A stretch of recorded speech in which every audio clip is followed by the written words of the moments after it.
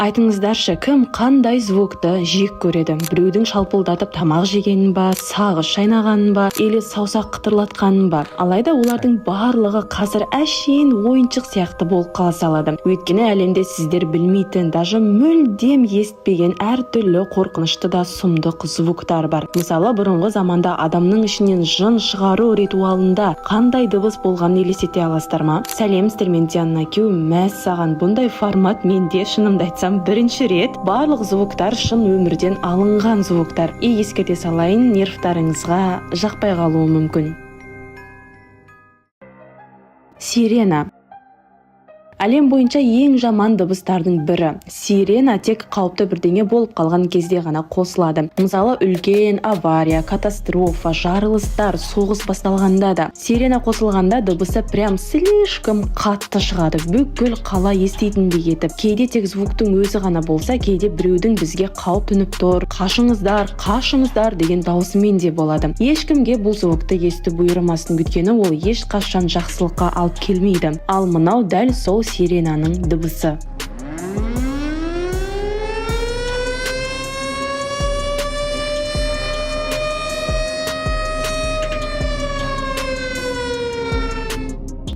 Өлім ысқырығы. Көбісі орысша свисток смерти деп атайды. Сиренадан да ужас дыбыс деп айтады әйтеуір. Егер сиренаны соғыс болған елдердегі адамдар көп естісе, ал свисток смертиді кім естісе де тірі қалмайды деп жатады. Әлемдегі ең жуткий звук. Давайте бұл өзі қайдан шыққан бәрін айтып берейін. Басында бұрынғы заманда свисток смертиді әшейін дыбыс шығаратын ойыншық деп санаған екен. Алғашқы болып өліп қалған адамдардың, яғни скелеттердің қолдарынан табылған. Свистоктың формасының өзі адамның басының кейпінде болған. Өңшең өлген адамдардың қолдарынан табыла берген соң, бұл не өзі опасный зат емес па деп ғалымдар іздене бастады. Сөйтсе, қалай свистокпен ысқырса болды, миға слишком қатты әсерін беретін жынды қылып қоя салатыны бар болып шықты. Содан кейін ғана оған свисток смерти деген ат қойылды. Тағы бір аңыздарға сенсек, дәл сол ысқырық арқылы адамдарды қинап гипноз жасаған деседі. Сонда типа біреудің алдында ысқырып тұрады да, ал ана бейшара адамда галлюцинация басталып есінен ауып қалады. Ал басқа ғалымдардың айтуы бойынша свисток смертиді соғыс кезінде дұшпандардың миын ауырту үшін қолданған деп жатады. Енді осыншама аңыз өсектерден соң қайсы рас, қайсы өтірік екенін біле алмаймыз. Бірақ қандай мақсатта болса да, ол ысқырықты бұрынғы заманның адамдары қолданғаны анық, тіпті әртүрлі ритуалдарында да. Ал енді свисток смертидің звугын естіп көрейік. Сіздерді қатты қорқып қалмасыншы деп ұзақ уақытқа қоспаймын. Уайымдамай тыңдай беріңіздер.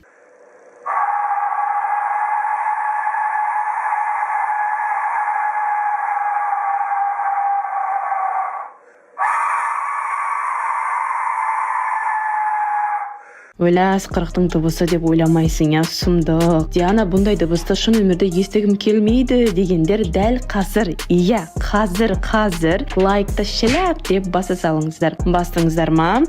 Болса енді точно бұл ужас звукты шын өмірде естемейтін боласыздар. Ал олай болса, ары қарай кеттік. Акапалипсистің дыбысы. Акапалипсистің звугы қандай екенін әркім әртүрлі деп жүр әйтеуір. Ол жайлы қаншама кинолар да бар. Біреулерінде тек монстрлардың дыбысы болса, басқаларында аспанның дыбысы. Көбісі акапалипсисті зомбилердің атакасы деп біледі екен. Жоқ, оның мағынасы ақыр заман дегенді білдіреді. Мысалы, бізде судный день десе, ал христиандар акапалипсис дейді екен. Енді қазір аспаннан келген бір түрлі звукты қоям. Бұндайды күнде ести бермейсіздер. Әсіресе аспанның өзінен.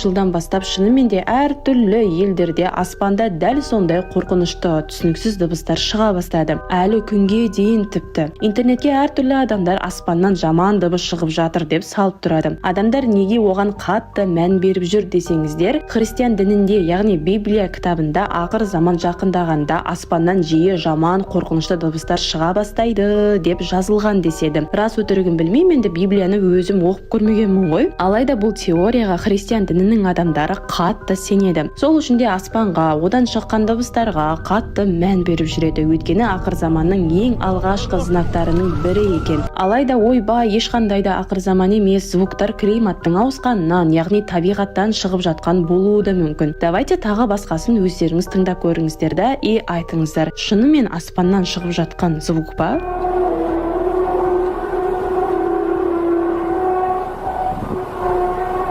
Одан басқасы да бар.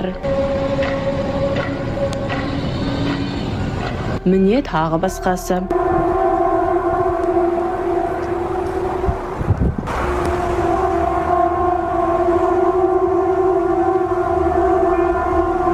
Ал мынаған не дейсіздер?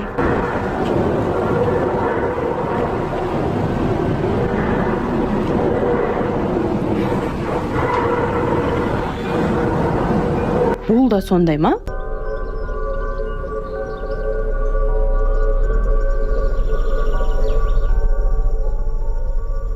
Енді өз ойларыңызды айтыңыздар, апокалипсис дегенге сенесіздер ма өзі?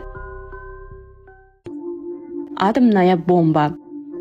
Атомная бомба адамдар ойлап тапқан заттардың ең үлкен масштабный әрі ең сұмдығы деп те айтайыншы. Әлемдегі ең үлкен атомная бомба керек болса бір қаланы или елді емес, бүкіл планетаны жоқ қылып жібере салады. Иә, до того сондай күші көп. Примерно 80 жыл алдын біздің жер бетімізде ядерная эра басталды. Адамдар алғашқы болып ядерная, яғни атомная бомбаны ойлап тапты да, оны соғыстарда қолдана бастады. Оның шынымен де күштілігі сонша, планетамызда общий 20 миллион емес, 20 мың да емес, 2 мыңнан көп қана атомная бомба жарылған екен. Оның қандай ужас екенін түсіне беріңіздер. Бір қалада атомная бомба жарылса, біріншіден бүкіл адамдар мен тал, шөп, шалаң бәрі өліп қала салады. Екіншіден ол қалада енді 100 жылдап өмір сүруге болмайтын болып қалады. 100 жылдап не шөп өспей қалады, не ауасы улы болып тұра береді. Енді сіздер өз құлақтарыңызбен атомная бомбаның дыбысы қандай болады?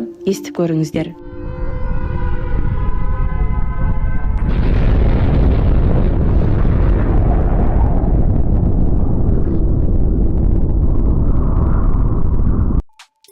Белый шум. Белый шум бұл біздің почти күнде тыңдап жүрген звуктарымыз. Оған поездың звугы болсын, телевизор болсын, пылесостың да звуктары жатады. Олардың ішінде әрине ең атақтысы и типа қорқыныштысы ол телевизор. Меніңше оған ужас кинолар кінәлі. Бірінші телевизор бжж деп тұрады да пах деп монстр пайда болады. Содан кейін де көбісі экрандағы белый шумнан қорқып қалған. И сіздер қорқасыздар ма, жоқ па? Давайте тексеріп көрейік.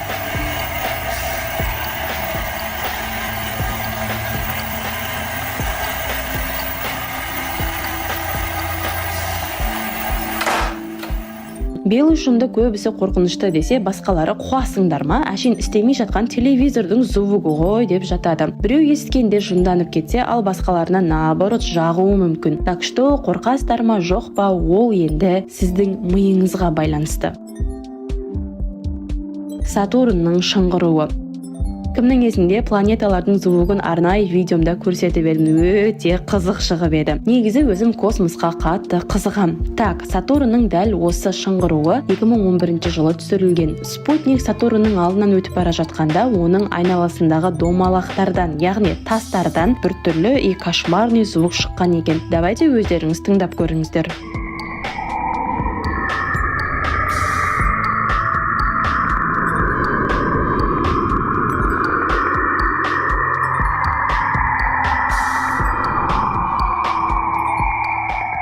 Адасып жүрген жан операциясы. 2010 жылы соғыс кезінде күресіп жүрген солдаттарға радио арқылы хабарлама келеді. Жақындарым бұлай жүре бермей қайтыңдар, мен өліп арғы дүниедемін. Соны сендерге айтайын деп едім деген жігіттің дыбысы шығады. Ойлаңыздаршы, өлген адамнан солай хабарлама келіп тұр. Содан кейін радиоға өңшем өлген адамдардан, яғни аруақтардан хабарлама келе беретін болып қалыпты. Мынау солардың бірі.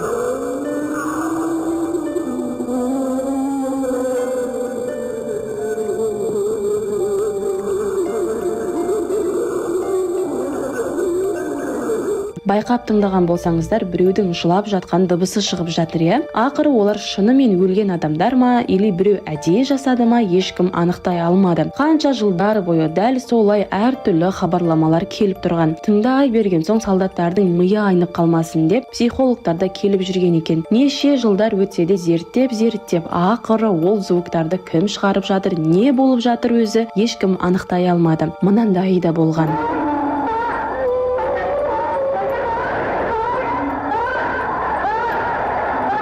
Солдаттар бұны точно біреу, яғни біздің дұшпанымыз әдейі жасап жатыр деп хабарламаларды тыңдауларын тоқтатып қойды. Ары қарай не болған ешкім білмейді. Шизофрения симуляторы.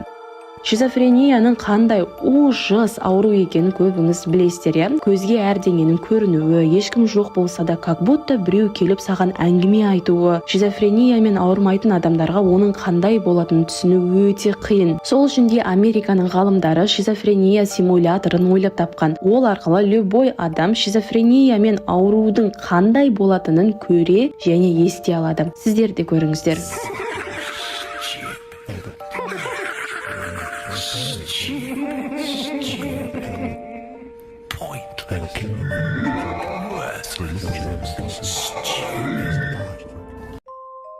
Экзорцизм. 2006 жылы 6 демонов Эмили Роуз атты кино шықты. Шын өмірден құрастырылған кино екен. Басты рөлде Анализа деген ішіне жын кірген қыз. Жаңа айтқанымдай кино шын өмірден алынған. Сонда Анализаның өзінің де шын өмірдегі дыбысы, яғни записі бар деген сөз. Священниктер қыздың ішінен жынды шығарып тастамақшы болған, алайда қолдарынан келмеген. Байғұс қыз өліп қалған. Ал қазір кинодағы емес, шын Анализаның ішінен жынды шығаруға әрекет жасап жатқандағы звукты тыңдайтын боласыздар. Байқаңыздар, қатты шошып қалып жүрмеңіздер.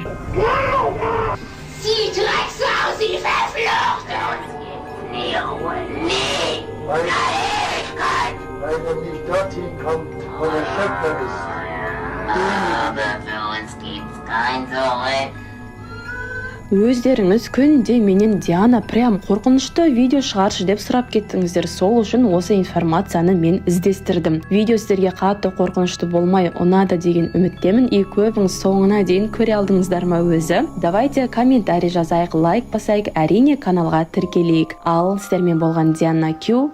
Келесі роликте кездескенше.